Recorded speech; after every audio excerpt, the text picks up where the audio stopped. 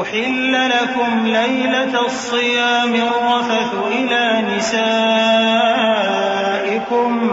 هن لباس لكم وأنتم لباس لهن علم الله أنكم كنتم تختانون أنفسكم فتاب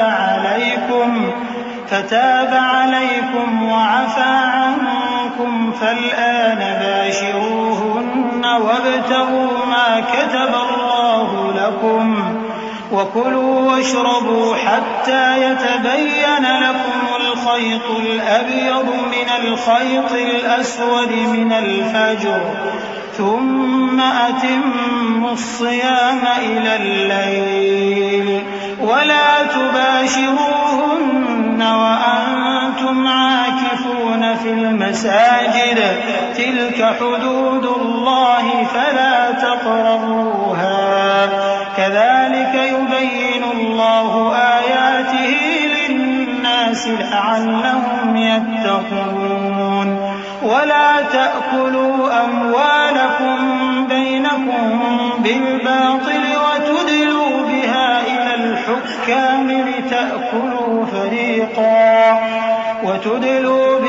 إلى الحكام لتأكلوا فريقا من أموال الناس بالإثم وأنتم تعلمون. روزوں کی راتوں میں تمہارے لیے اپنی عورتوں کے پاس جانا جائز کر دیا گیا ہے. وہ تمہاری پوشاک ہیں اور تم ان کی پوشاک ہو.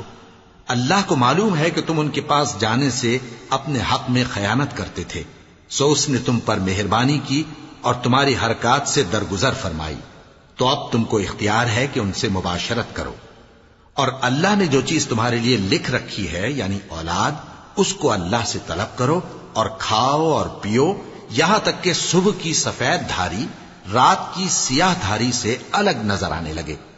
پھر روزہ رکھ کر رات تک پورا کرو، اور جب تم مسجدوں میں اعتکاف بیٹھتے ہو تو ان سے مباشرت نہ کرو.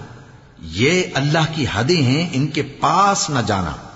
اسی طرح اللہ اپنی آیتیں لوگوں کے سمجھانے کے لیے کھول کھول کر بیان فرماتا ہے تاکہ وہ پرہیزگار بنے. اور آپس میں ایک دوسرے کا مال ناحق نہ کھاؤ اور نہ اس کو رشوتاً حاکموں کے پاس پہنچاؤ تاکہ لوگوں کے مال کا کچھ حصہ ناجائز طور پر کھا جاؤ، اور اسے تم جانتے بھی ہو.